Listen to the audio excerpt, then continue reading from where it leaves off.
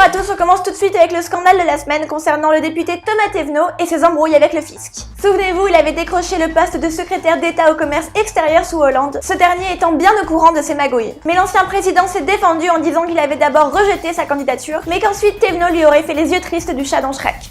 Il n'a donc pas eu le choix.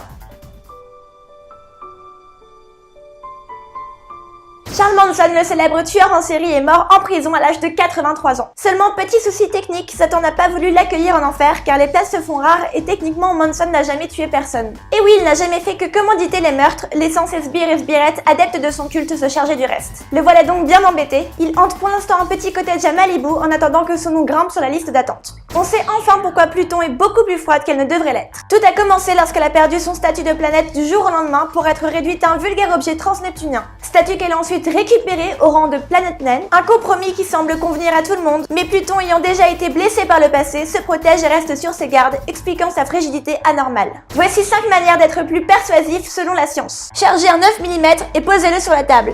Faites du chantage affectif en menaçant de vous suicider. Blackmailez grâce à des photos compromettantes ou des montages Photoshop. Faites grincer une fourchette sur une assiette jusqu'à ce que l'interlocuteur cède.